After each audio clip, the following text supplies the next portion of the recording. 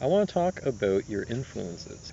So we met over 20 years ago. Over 20 years ago, yeah. We bonded over Pink Floyd. It was the full wraparound wall shirt that I had, and I was sitting on a staircase. The screaming face. Yes. Because you're like, do you know who Sid Barrett is? And I'm like, of course. And that was it. I know about Pink Floyd. I know about The Doors, Jim Morrison, Crimson, Hendrix. Absolutely. Hendrix I kind of had a falling out with by the time I hit 16. What happened? I'm actually right now in the process of, I've fallen in and out of phases with my favorite artists, and Hendrix is in there, right? So periodically you just switch them up. It's like a disc changer. But right now Hendrix is back in rotation. He's been there for about 2 months now. He's going strong. But what happened? You know what? When I was 14, once I hit high school, that's really where it was Zeppelin, Hendrix, The Doors. I had a brief fling with Janis Joplin. Okay. I still like her to a point. It can only take so much of her. I OD'd really hard on Zeppelin and Hendrix for 2 years, from when I was 14 to 16. I got every bootleg I can get my hands on. This one guy I went to school with, he had at least 100 Zepp bootlegs on vinyl, and he would just say, yeah, here, borrow them, and he had a bunch of Hendrix ones. So it's like, and then I found a place that sold them, and your allowance, I mowed the entire street, did all their lawns just to make money to go buy these things. And I think what ruined it is Zeppelin, for me, ruined it for 40-minute versions of Dazed and Confused. It was just kind of like, all right, come on, get on with it. I mean, and I'm no stranger to writing long songs, listening to long songs. I mean, Floyd, Crimson, Gentle Giant even. But I just found with Zeppelin, it was just like, okay, this is just, I'm glad I didn't pay to go. So Hendrix was kind of the same thing. I found him, I think what it was just the fact that the feedback, the quality of the bootlegs were atrocious, because the amps were at 11. It was Spinal Tap. I've dabbled recently, I'd say within the last year, with the more of the later period of Hendrix. So like the late 69, 1970 stuff. There's some really good shows. Like there's the I think it's in San Francisco or something like that, and it's the whole Billy Cox on bass, Mitch Mitchell on drums, but then Eric Burden gets up and they do a few songs. I found the later stuff to be more interesting, even though his mind was deteriorating, I find. Obviously with the drugs and whatnot, but I found that once they released that West Coast Seattle Boy box set, that did a little bit of sort of like, maybe I can get back into him. And then I tried, and I'm like, no, I can't do it. I still can't do it. Robert Fripp said his ideas were great, but his execution of them was very sloppy. Artists are like a drug. You kind of, you like it, but then you take a little bit and a bit more and a bit more and a bit more, and then it gets excessive. And then it's like, I went through a phase where it was like 2-3 years of just Motorhead. Every album, every CD in the car was front to back Motorhead, and it's like, now it's just kind of like, You're motored out. It's too much. It's too much. I have the motor headache now. Influences, though, well, Sid Barrett, of course. You introduced me to Kraftwerk, and I found myself really stopping at the second album. So the first three, so Organization, Tone Float, the Orange Pylon, the Green Pylon, and then, of course, the other two guys went and formed Noi, and I got into that really heavy. I dabbled with all the synth stuff, but it never progressed for me because it was just all synth. It was good. The really early stuff was good, but I just found that I loved the earlier stuff, the improvisational aspect of it, the minimalistic approach, guitar, flute, and the drum kit. I found that to be far more powerful than having like an onslaught of sound. I really love Florian Schneider's work in the early Kraftwerk period. That's Absolutely. Just really bizarre. It was so not what you expected to hear. No. There is a huge influence for me. I love this band, mostly because originally they had Michael Mooney singing, and he kind of took a little excess of LSD, and they kind of said, okay, you got to go back home, sent him back to the States. And they find this Japanese guy busking in the streets of Berlin and just freaked people out. And they're like, yeah, he'll do. So Damo Suzuki, that era, literally, that's the pinnacle sort of era of Can that everybody knows and loves, like Eiji Bemyasi, Tego Mago. But even Days. Yeah, Future Days, even. Oh. Yeah. Moonshade. Well, those were later, but even still, like, I feel that they extended the German rock scene better than most of the bands at the time, because Kraftwerk had Tangerine Dream chasing them, and a lot of the synth bands, and they kind of all went like that. But you got to look at other bands like Kran or Kran, I don't even know how you pronounce them, Kraan, jazz fusion-y prog rock stuff. a lot of the German bands that really never even toured outside of Germany. I find those to be really influential on me, mostly because it's avant-garde, it's experimental, but it still has the classic elements of rock in it at times. So it's kind of like, here, try this. You know, it's kind of like putting a spice in your food that, you know, you don't normally do. Well, I mean, I other bands like, well, Gentle Giant was always good.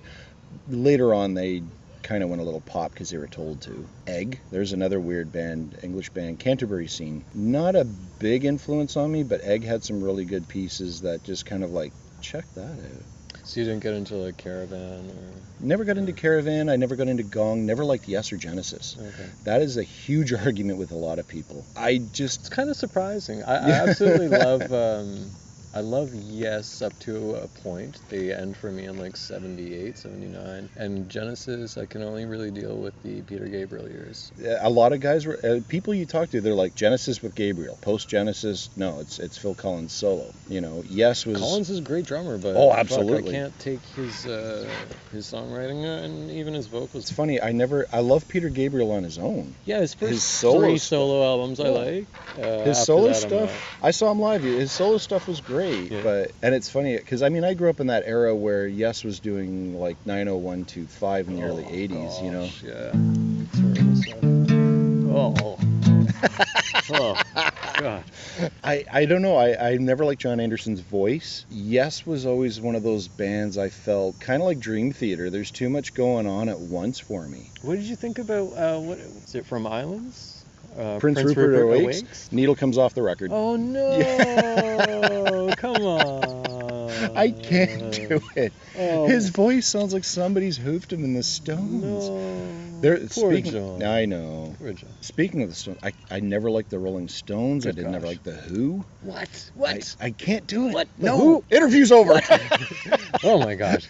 I'm gonna see the Who on Tuesday. The two. Yeah, not the Who. two of the Who. You know what? It was one of those things. I gravitated more to the darker side of prog, you know, which was the King Crimson stuff, like live, their improvs. It's so intense. But again, everyone says, well, how can you listen to like King Crimson? You tap your foot in 22, whereas Yes is not. And I'm like, there's just something about it. And I think a lot of it, my oldest sister's friends crammed it down my throat. Oh, you got to listen to Heart of the Sunrise. Oh, you got to listen to Seeing All Good People. Oh, you got to listen to Lamb Lies Down. You got to listen to Foxtrot. And I'm like, no, I don't have to. And I tried, and I've even gone back and tried listening to it. It just doesn't grab me at all. It's like static air. But on the note of King Crimson, yeah. If you had to pick your favorite era and formation of the group, one, which one would it be? And then two, if you could pick your favorite out of all of them and create your own, what lineup would that be? Oh yeah, they had that on one of the DVDs where you can put your own version of the band. Wow. Like, who was your favorite vocalist for Crimson? Ooh. It's a toss-up between Greg Lake and John Wetton. Gordon Haskell, he was quirky in the studio, but he was a folk guy, so it wasn't really his bag. Boz Burrell, I did not like as a singer. He would scat, and I felt like I was listening to like a Mel Torme record, you know, the live stuff. He's like, scub-a-dub-ba-ba-doo-doo-ba-ba-doo-doo. And I'm like, what are you doing? Which is funny because he went to play bass for Bad Company. Got a better paycheck out of it, I'm sure. I'd have to say I like the tenacity, the ferocity of the Greg Lake era, the 69 period. He does have a sweet voice. He does. I like the darker improvisational era of the John Wetton period, the Lark's Tongues and Aspic stuff, because I just felt that they were doing more improvs in 73 and 74 than they did earlier on, because earlier on they would do like Groon and let it go for like 20 minutes. Then when you get into Lark's Tongues and Aspic, there's all kinds of room to like play around with it, right? But I mean, come on, when you got an intro like...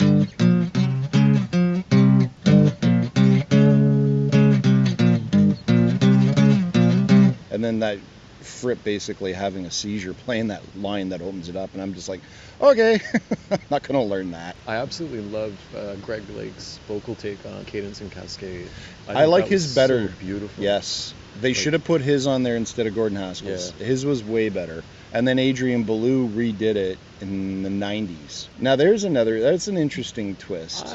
Adrian Blue, I think, was really good for that group. Yes. And it was about time that Adrian had fronted something, He had been playing with so many Oh, people yeah. at that point. Oh, he's Zappa, a whole whack of them. But Talking Heads. And... Yeah, I liked the Adrian era because he just seemed a little off the wall, but in control. And it was nice to have Fripp play off someone. Yeah. Like, it was a really good... It was a dueling guitar, yeah. Who's your favorite Crimson percussionist thus far? Oh, Bill Bruford, I'd have to say, probably because he's the longest, but Michael Giles. Yeah. The first album. I'd have to say Michael Giles. He was tighter, he was faster. I mean, sure, Bruford's great. I generally don't really like comparing one to another, whereas in my opinion, who do I like better? I think that for the era, if Michael Giles had been the drummer in 73, they would have sounded different. I find the people are in the right place at the right time in that band. Of course, then, I think, was it in 75 or something, the rumored album that Fripp did with some Wiccan priestess called Wally Elm Lark. Who knows what happened to that? Does it even exist? What is it? Who is it? No clue. Because by 74, he was wearing a whole bunch of different religious symbols around his neck and stuff like that. And you're like, wow, you're into some pretty spiritual stuff here. But yeah, they...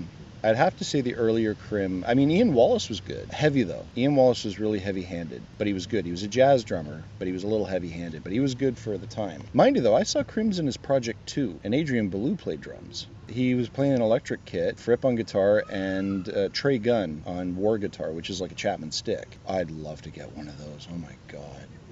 It was quite interesting, especially acoustic versions of Dinosaur 3 of a Perfect Pair, stuff like that. Quite interesting to see. It was really cool. Nice guy. Nicest guy to meet. I stood this far, from as far as you and I are sitting, I stood that far away from Fripp. He comes up to my armpit. But you know what? The funny thing with influences, as we digress, lately, Japanese band called Mono, which is just an absorption of sound. It's so just huge. A Japanese band called Minami Deutsch, very krautrock, even though I hate that term, but they're right into it, great. And funny enough, a woman who opened up for Mono called Emma Ruth Rundle. There is just something about her music, her voice, that I gotta have more. I just have to have more and get right into it. The other classic influences, like Alan Parsons Project, handful selection of the Beatles. When they started doing drugs, I got into them better. Really anything. If I like it, I like it. Once I started playing guitar and once I started doing my own music and stuff, I felt that you really start realizing that your influences come from one end of the spectrum to the other.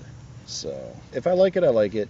If I don't, I don't. Doesn't mean it's crap. There's a line, Suicidal Tendencies of all bands. He said, just because you don't like it doesn't mean it's no good. And just because you don't understand it doesn't mean it doesn't make any sense. It's really kind of a dogma that I've really taken to heart, especially when it comes to music and influences. If I don't like it, that doesn't mean it's no good. Just not for me. In terms of making music and making art, for you personally, what is the importance of? What are things that are important to you in the process of creation? Do you find support, be it family or friends or financially? Do you find that it's freedom of choice, and how, when and where you create? Is it, again, financially? Is it the equipment you have? Is it new, old, working, proper equipment? The luxury of time? What do you value? A lot of that, actually.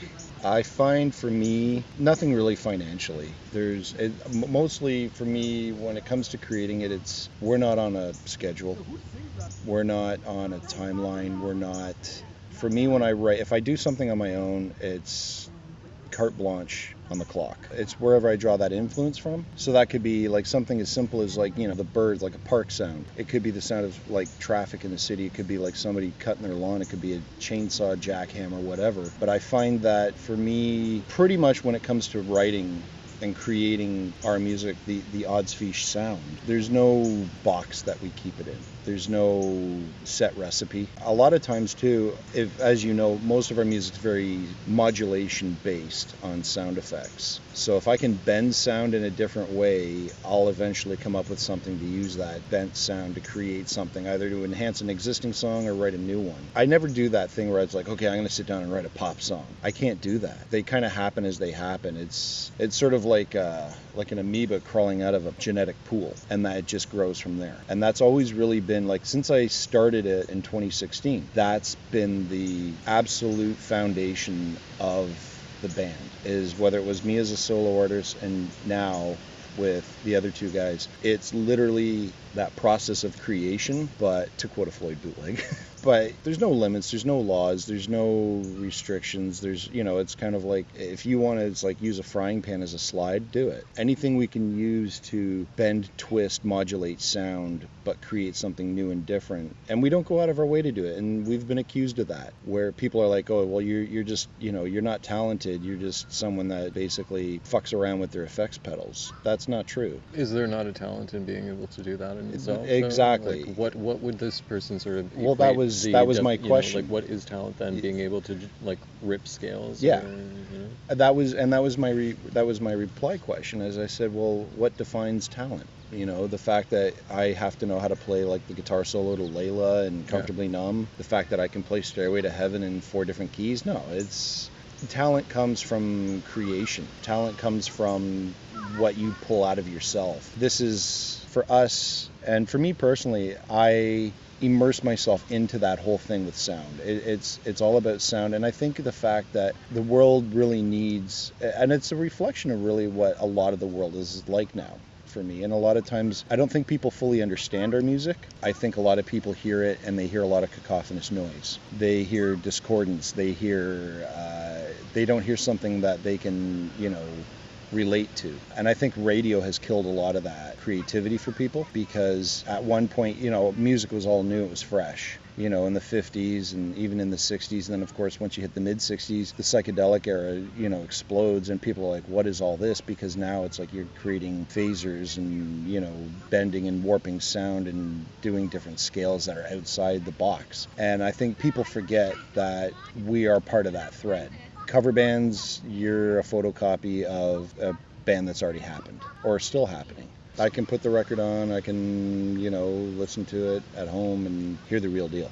I can't play other people's music. We've done one Floyd cover. We cover Set the Controls because it's one of my favorites. So it's just really exciting, but we do cover Set the Controls a couple of times now, and we do it our own way. And that's the difference. If you're going to cover somebody's song, you got to do it your own way. Yeah. You can't, if you start covering it the way the band did it, then it's kind of like people are going to be like, oh, you guys should be a Floyd cover band or whatever. And I'm like, no. We only do that out of paying homage to them, and it helps relate what we do to other people in the audience. And I've kind of pulled away from that a bit, because it's like I want people to like listen to what we're doing, and I want to expose people to new music, because it's their comfort zone to just sit around the radio and hear it's like, oh, coming up next is this band, and this band. Yep, and I can tell you right now what songs you're going to play by that band on the radio. And 9 times out of 10, you're right. I think that was one of the things that really kind of shocked people when we played the Guildwood Festival here, is that they weren't expecting us. And it was really nice to close the festival out and give these people just a full-on psychedelic progressive assault of sound. And I think one of the problems is now is trying to get gigs where they say, what kind of music do you do? Well, this is what we do. Oh, well, you got to bring at least 40 people, because nobody wants to hear that. So if the bar says, here comes a Tragically Hip cover band, you'll get like 140 people, and I'm like, come on, people need to wake up and smell the coffee and say, hey, we need to start listening to new music. It's like, if you have the talent to play an instrument, then you should be writing new music. As well as having played on stage, doing your own music, it's one of those things, you put all of it into it, you project it out there, and you, at least if you can hit it home to one person, you've made a difference. And it sounds cliche to say it. It sounds like, it's like your teacher talking to you. It's like you've really batted home, made a difference. But it's true. I played a few of our shows where people have come up and said, it's not what I was expecting. And in particular, like the first song that we do, where I play that one guitar that I hit with a stick. People have no idea what they're expecting out of that. And when they hear it, they hear noise. They don't hear an introduction to a global surrounding. You could easily put that song to the 6 o'clock news and it'll make sense. But people don't get that because people are not willing to be artistically open-minded, and they're not willing to listen, and they're not willing to expand their listening spectrum. They like to stay in their comfort zone, in their box. It's like, here's the recipe box, make your cookies, and you're happy. God forbid you put peanut butter on them. Mm-hmm. Now, when did you first start recording? And how were you recording? Originally, in the first band I played in, we won studio time, and we ended up going to this guy's studio. But I started recording back you and I did a recording way back. I think that was just on a cassette tape, the little speaker. For my own personal start, I would have to say 2007. That was my first sort of solo album there. And it's that definitely an exploration of sound. It was, let's see what I can do. Let's stretch my effects. It was a personal experiment in sound for me. I wanted to see what I could do. I wanted to hear what I could do. And I wanted to do what I wanted to do. I'm still very proud of that album. I had two guys do a couple of small bits on like 2 songs, because at the time I knew nothing about keyboards, and I wasn't as, I guess, proficient as of a guitar player at the time. And I thought, what better way than to make an album at the level of playing that I'm at right now, doing what I want to do. Doesn't matter, is it in time, is it not in time, does the tempo speed up or slow down, it doesn't matter. Mm-hmm. I felt that it's something that, it's not that it needed to be done, it's something I wanted to do. I did that one, and then I played in another band, which was kind of hard rock thing. We recorded some bits there as well, but it was empty. It's not what I wanted to do. It wasn't and then I went through a pretty dark period where I would sell off gear, I didn't want to play, barely touch my guitar, no ideas, like the well was dry. And it was pretty depressing. It was June of 2016. And it was just one of those mornings you wake up and you say, this is not my life.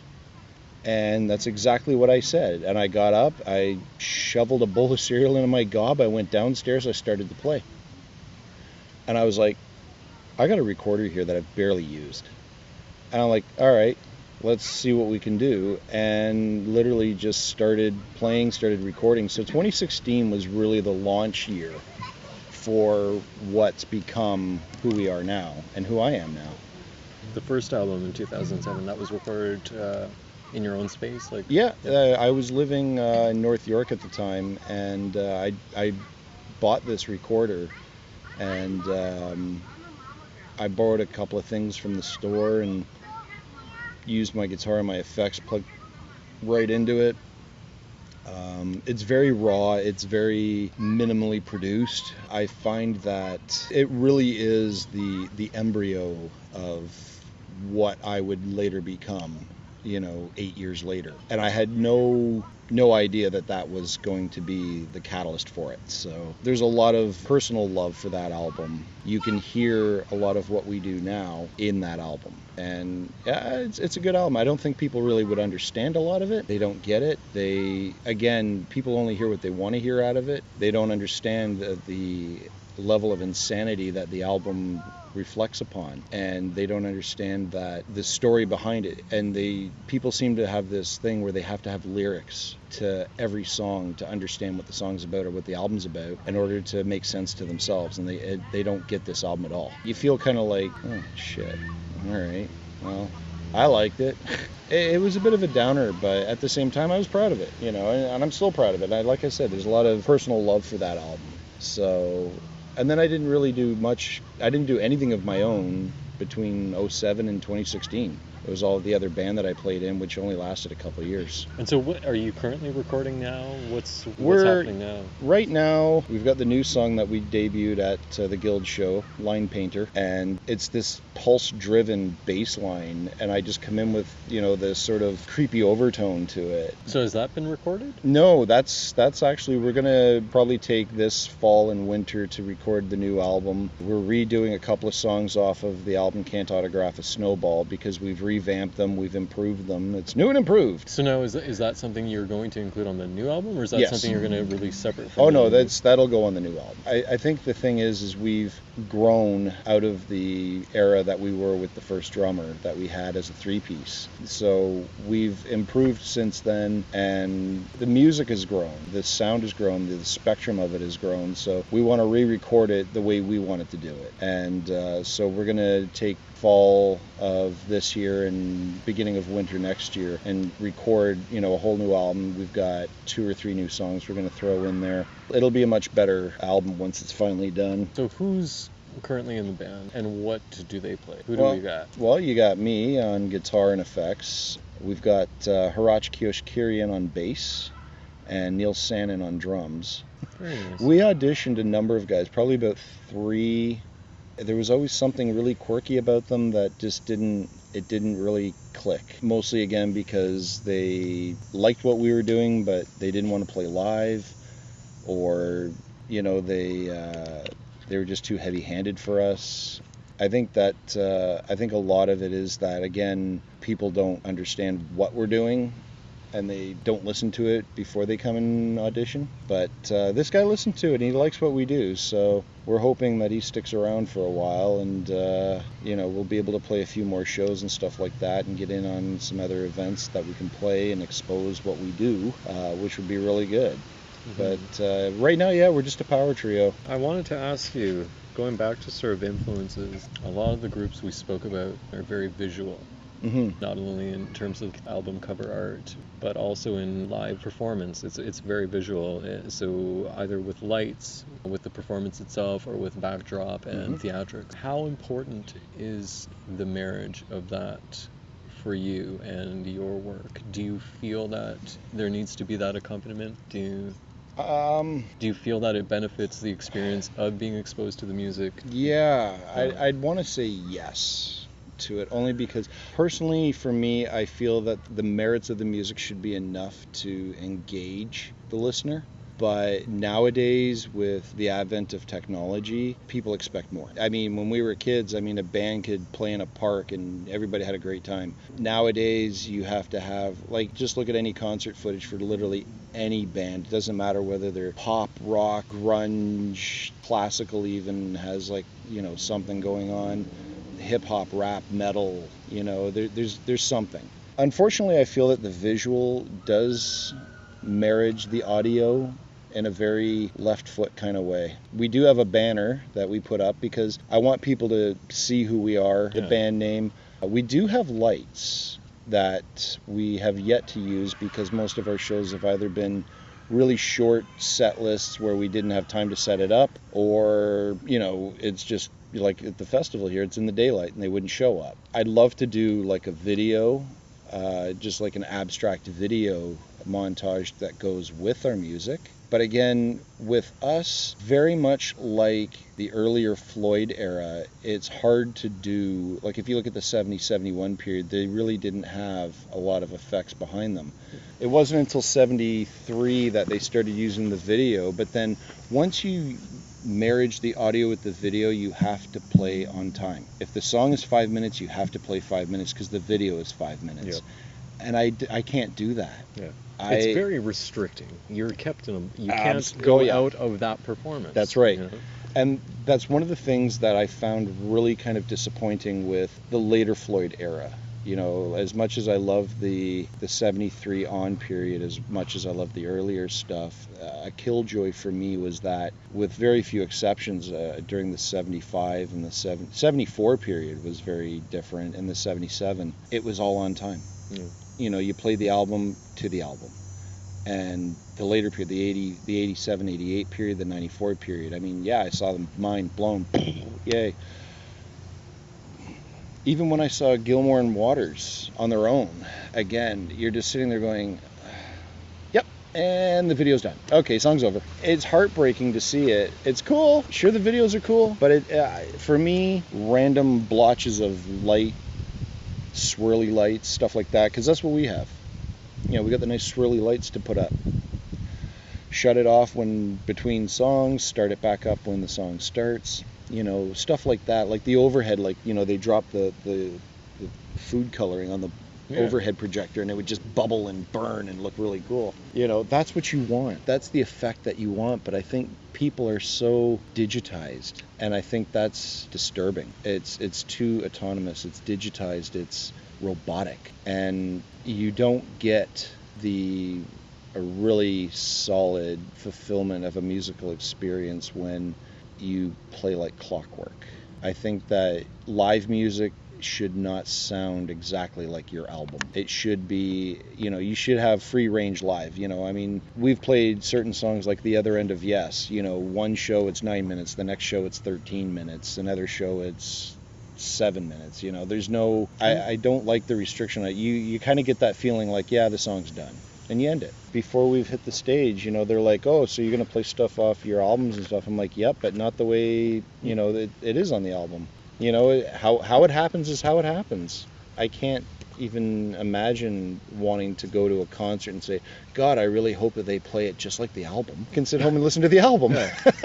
I can't do that. I think if we ever did video to what we do in an audio, I think we would just record an hour, and it would be funny and silly because, you know, I'd have somebody with a laptop in the projector, and it's like, okay, when I'm talking in between songs, push pause on the video. Intermission. We're still in the primitive phase of that because we haven't even had an opportunity to use our lights. And everyone's like, oh, you need smoking lights. I'm like, yeah, well, if we can get a, you know, freaking gig that will allow us to play, you know, our complete set for an hour, hour and a half, then yeah, you'll get smoking lights. You know, we'll just put the lights on and let them run. They're LED. They won't get hot. It's not going to burn the place down. What's the most rewarding aspect of creation for you? You've finished a project when you've completed a recording and everything's done. What do you get from that? What makes you want to do it again? What's the takeaway from finishing an album or even a song? Or even a gig? Even a gig. For a gig, I don't want to get off the stage. I want to just keep going, because even if we get an hour to play, you know, I'm sure we can pull out one of our songs we haven't played yet. I'll play the song again, because there's this sort of je ne sais quoi vibe that you get from being on stage, whether you're nervous or excited or not. There's this overwhelming joy of like, yes, I'm up here, I'm playing our music, and people are listening, and people are going to like it, and people are not going to like it. None of that really matters. What matters is that the right people that you know and love are there, and then everybody else that there is just a bonus after another. Especially, like I said, if you can reach out to one person that says, you know, I really liked it, it was really cool. Or it's like, yeah, I liked, you know, a couple of songs here and there, but, you know, some of it wasn't my thing. But as long as you can reach out to people and you can expose people to what you're doing, that's the reward. That's a huge reward for me, is to be able to introduce what we do to people we don't know. I think that for me, that's the takeaway for the stage, is that the anticipation of getting on it, and you never know what's going to happen. There's that moment of like, if you listen to the Guild show, the beginning of The Other End of Yes, Harach is playing in the wrong key. And I walk over and I'm like, you're playing in the wrong key. And he's like, no, I'm not. I'm like, yes, you are. And he realized it, and he dropped it back. And he's like, so you can hear the key difference, but nobody else knew that. And that's the fun thing. Oh, I let that slip. Yeah. But that's the fun thing about playing live, is like, you don't know what's going to happen. You know, you don't know if you're going to break a string, or, you know, someone's going to... The power goes out, you know, or all of a sudden, you know, you forget the part of the song. And, you know, I've had all kinds of that stuff happen. But that's what makes live performances fun and interesting. You know, or if there's a complete screw up, it's kind of like, you know, like, oops, sorry, that was me. You know, you make the best of it, you make the jest out of it. and you keep going and you just put on that show. But I think for me, it's having done a lot of acting and plays and stuff like that in school, it's you become more in tune to like being on stage and doing stuff. But to get out and play music to people is just, that's a complete high for me. So the takeaway of that is just like, wow. And I don't want to get off the stage. I don't want to stop. I don't want to have to say, okay, thanks, we're done. But you have to. As far as recording, once we've recorded a song, I just want to start another one. It's kind of like, it was so good, you're on that high, you don't want to come down. You're like, let's do another one. And they're like, no, let's just work on, no, we can master the other ones later.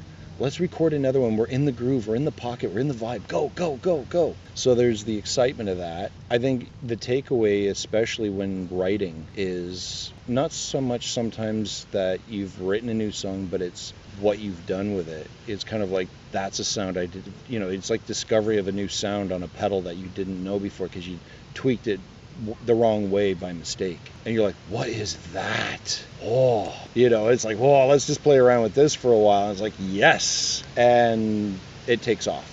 So the takeaway from that is it's discovery, especially when you're writing new songs, and it's that slip of the finger on a dial of a pedal, and you're like, that wasn't planned for, but that was cool. Let's just go with that. That's for me, that's the excitement of it.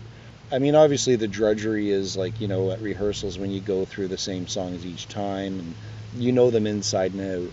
Hratch and I have played together, it's just him and I, because we played the Hideout in February. But without Hratch, I'm very limited as to how many songs I can play live on stage by myself. He's a great friend, he's a great bass player, and he really is this stalwart of sound. He is the spine of the band. I'm the crazy gibberish mouthpiece on a guitar without saying a word. The guitar does all the talking for me, but he's the straight man. He's the spine, he's the straight man, he's the heartbeat, the pulse of it. Whereas I'm like the sort of unhinged nervous system that's just kind of like going all over the place. And we balance each other out really well. And I would have if he decided he wanted to quit the band, I think that would be, I don't know what I would do. It would be really, really upsetting for me to like have to find another bass player. When you form a really amazing bonded friendship with another musician like that, and you know how each other works on stage, you know how to read each other on stage, and you work so well, it's almost like you're losing something. You lose a part of you if that person quits. And he says, if he just said, I don't want to do this anymore, it's not fun, I would, and of course, like any relationship, you scramble. It's like, here, let's have a baby. That's right. Let's record an album. Let's record an album, man. It'll be fun. We'll go on tour. We'll gig. No, I love the guy. He's great. He's so much fun, and he's so random. He'll come out with the most funniest things out of nowhere. Our upcoming gig in September at Cops, it's just him and I. So Hratch and I will play, and I said to him, we could easily go out and play, the set that we have in mind, completely fine, and we really don't have to rehearse it. That's how good him and I are able to function as musicians, as friends, as two people playing in the same band, which is really quite fascinating for me, because I've played in other bands where it's like I've had to always work with the drummer and always know when the changes are because of the way the music we played at the time and stuff like that. But with Hratch, it's like, yeah, okay, we're just gonna, off we go, and we do it. Mm-hmm. So yeah, that's really like, that's, if it wasn't for him, I would still be doing like, the same 2-3 songs live probably at open mic, which open mics don't like it when you're being an electric. They want you to show up with an acoustic.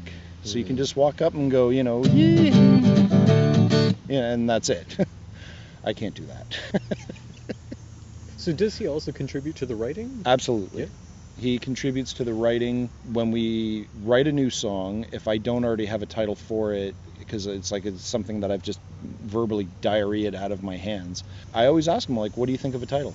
What's your feel on it? What's your insight on that? How do you feel about that? And I'll think of like 2, 3, or 4 different titles. I'll send it to him. He's named a couple of them, The other end of Yes was his idea, and the bass line he just started playing one day, and I'm like, what is that? And we just went from there, and it took off. And it's become sort of like one of our staple live songs, and it's improved over the time that we've had it. But he contributes to the writing process, and we don't sit down and say, hey, let's write a new song today, because then you're forcing it. We never throw anything out. Nothing ever gets thrown in the bin. We always put everything on a shelf, and it becomes this ever-growing bookcase of a compendium of riffs and ideas and one or two notes and words and stuff, like titles and stuff like that. So we get rid of nothing. Nothing is ever, things get recycled, but nothing ever gets thrown away, which has been really good. He definitely contributes to the whole lot of it, and it's encouraging when you have people that do that, but present it in a way where they're not like, here, I wrote a song, this is what we're doing. We're nothing like that. Everything's democratic. Everything's like, let's try it, let's see where it goes. If we can come up with something, great. If not, we'll come back to it. Sometimes we'll come back to it next week. Sometimes we'll come back to it, 6 months from now. So it really just, we'll leave it, and I'll just get an idea one day, and I'll be like, what was that bass line you had? And we record a lot of our stuff. So we'll record rehearsals and stuff like that. So that way we can sit there and go, remember that riff? No, I got it. Do you still write lyrics? No, I haven't written lyrically anything probably a long time, 7-8 years now. I went through that phase where I was writing a bunch of poetry, prose, lyric, stuff like that. I felt that I don't have anything that I need to say lyrically right now, which is why the OddsFiche sound is 98% instrumental. There are some songs that have like some words in it, spoken words, nothing sung, some things that are kind of silly, nothing of a serious nature, nothing where I always felt that when I wrote lyrics, I always felt that I had to make a point, I had to have a message, I had to say something. I don't have anything to say. It's not a matter of the well has gone dry. I'm sure if I really wanted to and I picked up a pen and a pad of paper, I could probably write something down. I just find that for me, our music doesn't require words. We've toyed the idea. Harach has mentioned, we should maybe think about getting a vocalist. We auditioned one guy, scared the hell out of him. He walked away after 10 minutes. He just didn't know what to do with our music. I don't know. I think that I feel that lyrics preconceive the idea of what the song's about to the listener. I think they have this expectation of what the song is about by the title. So if you look at a lot of the earlier titles of our music, some of the most whacked out words put together as a title. I don't feel that titles, I think the title should be a title that makes people go, what's that about? For me, I don't feel right now I have anything to lyrically write. And it's not even it wasn't a choice, it was just, I just don't feel like I have to say anything. I'll say it with sound. And I think by saying it with sound, a lot of people, they call this post-rock or soundtrack rock. I've had a few people call it a couple of things like that. And again, it's kind of like titling music. I think the other thing too is when you title or by genre what you are, people get a preconceived idea of what you should sound like. I feel that being instrumental in what we do is instrumental in what we do. It allows people to draw their own conclusions. It allows them to create their own imagery, create what the song wants to be about, and lets them have their own experience and take away what they want from it, as opposed to me telling them what to take away from it. And I think that to me that's a stronger point of being vocally silent than to actually write words right now. Do you have any other projects other than? No. I did one album with my friend in England who is a drone musician. He basically sent me 5 pieces of things of a piece that he did. He broke into 5 pieces, and he basically gave me the steak, and I gave him the sides. Turned out really well. That's the Infernal Egg album that I did with my friend Aid Hodges in the UK. The only other time that is if I do something sort of on my own, but I put it under the band's moniker only because I feel that as part of the band, it should be under the band name. But if I collaborate with somebody, it doesn't go under the band name, it goes under my name and that person's name, because they're not part of the band in that retrospect. So they deserve to be acknowledged for everything that they've done, and they get the credit as being, you know, the artist on that album for sure. If it was all three of us and we collaborated with someone else, it would be like OddsFiche and, or that person and us, or whatever it works out to be. But yeah, I don't really have any other little projects on the go. I've got a few ideas that, you know, I kind of toy around with, but I always like to throw it by the guys first. If it works with the band, well, it becomes a band song. If it doesn't, well, I'll keep it and I'll see what I can do with it. Maybe put out another little EP whatnot of it, and I'd still put it under the band name just because we may come back to it and use it for like one of the songs in the band at another time. And so how can people find out about you? Like, how do we find about your gigs and your albums? What's the best online resource? Well, we do have the OddsFiche newsletter on WordPress. I don't usually mention it on there because there isn't really anybody locally following it. I've mentioned on Twitter, I've mentioned on Instagram. I usually send people sort of I DM them the ads for it. We still do the old school thing where I'll go to Staples and print out a bunch of the ads that we've made ourselves, like a DIY thing, and I'll hand them out to people. So we do a lot of the handouts. You know, of course, you know, I text people and I email them and I tell them like, hey, this is where we're playing, you know, here's all the info. So we do let people know when we're playing, and, you know, we kind of hope that they tell two friends and they tell two friends and they tell two friends. That hasn't caught on as well as we had hoped. But I think one of the problems is too is our music's more popular in the UK and Europe than it is in our own town. A lot of friends of ours, friends of mine that are in the UK, the Netherlands, Germany, France, they love what we do, but right now we're not at that level to be able to say, hey, we're coming over there to go on tour, which would be great. I already told the guys, if I win 50 million, I'll give you $10 million a piece, quit your job, let's go to Europe and tour, because they'll love it.